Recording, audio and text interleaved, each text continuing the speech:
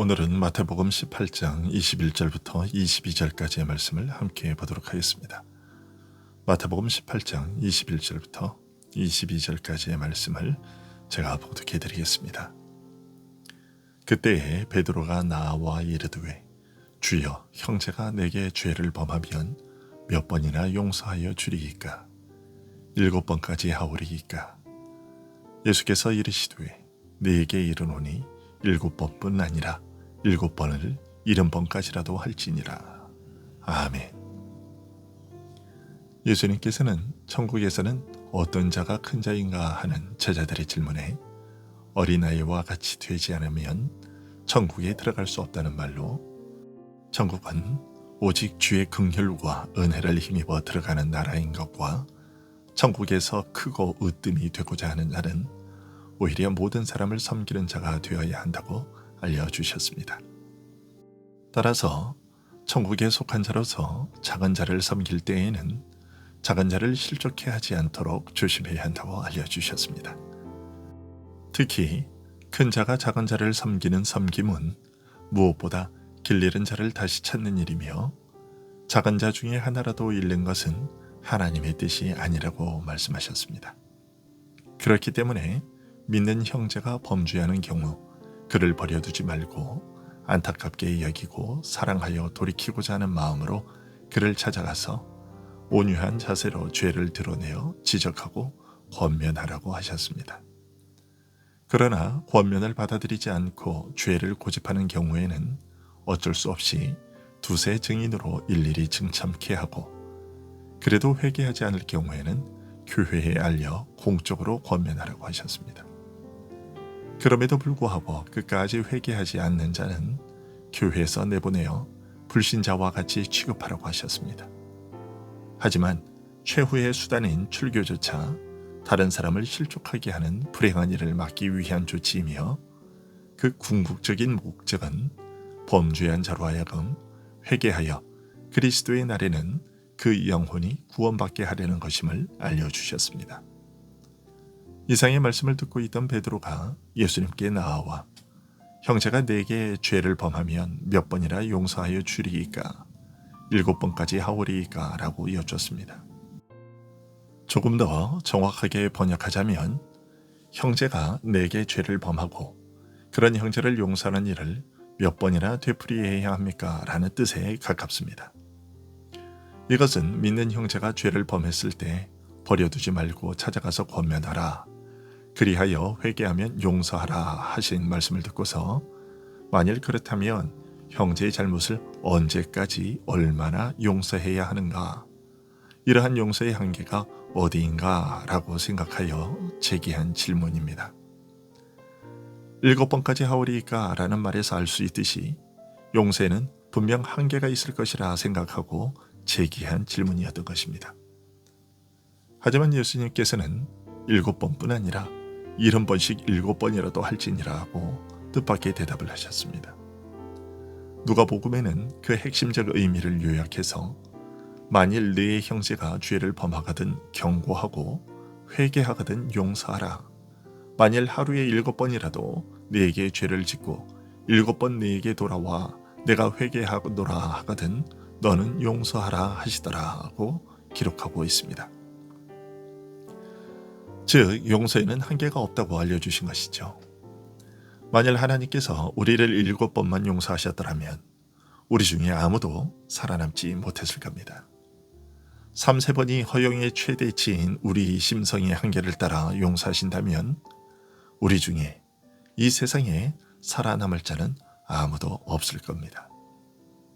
7번에 70번씩이라도 용서하시는 사랑이 있으시기 때문에, 아니 그 이상 얼마든지 용서하시는 사랑이 있으시기 때문에 우리가 아직 살아있고 앞으로도 살 줄 믿는 것이고, 지금의 내 모습이 이러해도 주님의 무한하고 변함없으신 사랑이 나를 영생의 나라에 이르게 하실 줄 믿고 소망하는 것이죠.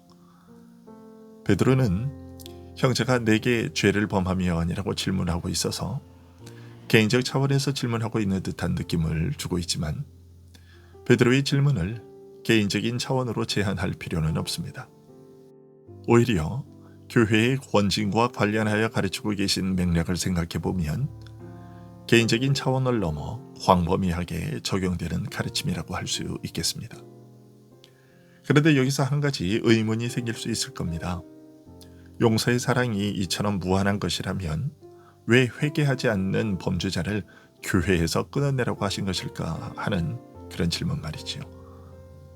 그것은 범죄한 자를 더 이상 용서할 수 없기 때문에 출교하라는 것이 아닙니다. 교회가 범죄자를 용서하는 사랑에 한계가 있기 때문에 내보내라는 것이 아니라 다만 그 사람이 다른 사람을 실족하게 할 위험이 있기 때문입니다. 교회는 그 사람을 내보내면서도 여전히 회개의 가능성을 열어두고 그 사람이 죄에서 돌이켜 마지막에는 구원과 영생에 이르기를 바라는 것입니다. 그러나 이처럼 용서의 사랑 자체는 한계가 없고 무한하지만 한 가지 분명한 조건이 있습니다. 그가 회개하면이라는 것입니다. 회개는 용서의 조건이며 동시에 용서는 언제나 범죄한 자로 하여금 회개하고 돌아오게 하는 것을 목적으로 한다고 할 수 있습니다. 용서는 항상 회개와 함께 가는 것이고 회개와 용서는 서로 분리될 수 없는 것입니다. 그런데 또 이런 질문이 생길 수 있습니다. 용서할 생각이 있으면 그냥 용서해버리면 되지 뭘 꼬치꼬치 따지며 죄를 회개하고 시인하라고 요구하는가 하는 질문입니다. 하지만 죄를 시인하지 않고 고집하는데도 그냥 받아들이면 그것은 죄를 묵인하는 것이지 용서하는 것이 아닙니다. 회개하지 않고 그냥 용서해달라는 것은 죄를 묵인해달라는 요구이지 용서를 구하는 것이 아닙니다. 용서는 죄를 용서하는 것인데 죄가 없다고 하는 사람에게 무엇을 용서할 수 있겠습니까? 회개하지 않는 자를 용서할 수 없는 것은 단순히 잘못한 사람으로 하여금 잘못을 시인하고 사과하게 함으로써 억울함에 대한 심리적 보상이라도 받아야겠다는 생각 때문이 아닙니다. 죄를 깨닫고 시인하고 긍휼을 구해야 죄가 처리되는 것입니다. 회개해야 비로소 그를 놓아주지 않고 끈질기게 지배하던 죄의 얽매임에서 벗어나게 되는 것입니다. 주여, 나는 죄인입니다. 나를 긍휼히 여겨주십시오 라고 회개하며 긍휼을 구하는 세리에게 죄를 용서해 주시고 그를 의로운 자로 죄 없는 자로 여겨주셨습니다. 진정한 회개와 용서는 단순히 한편에서는 죄를 눈감아주고 다른 한편에서는 이제 내 죄에 대해 책임을 지지 않아도 되겠구나 라면서 기뻐하는 것이 아닙니다. 회개하고 용서받는 과정을 통해 나를 짓누르고 있던 죄가 처리되는 것입니다. 참된 회개와 용서에는 단순히 죄의 책임을 멸하게 되는 기쁨만 있는 것이 아니라 죄 자체에서 노임받는 자유가 있는 것입니다. 죄를 회개하지도 않는데 그대로 두고 받아들이는 것은 결국 죄를 묵인하고 받아들이는 것이 될 뿐 죄는 여전히 처리되지 않고 그대로 남아 있는 것입니다. 근본 문제가 해결되지 않는 것이죠. 그렇기 때문에 죄 문제를 처리하는 데는 항상 회개가 전제되는 것입니다. 그런데 또 회개하지 않으면 용서받지 못한다고 해서 회개하지 않는 범죄자에 대해 함부로 대하거나 가혹하게 대해도 되겠는가 하면 물론 그렇지 않습니다. 권면에도 깨닫지 못하고 죄를 고집하는 그의 어리석음과 불행한 결말을 안타까워하고 염려하며 그를 위해 기도해야 합니다.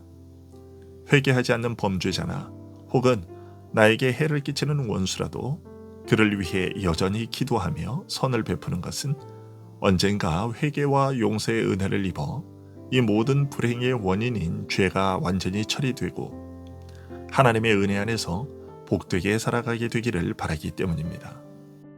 다른 사람에게 끼치는 악영향을 염려하여 회개하지 않는 자를 출교하기는 하지만 이것까지도 이런 근본 정신에서 벗어나지 않는 것임을 우리는 놓치지 말아야 하겠습니다. 기도하겠습니다.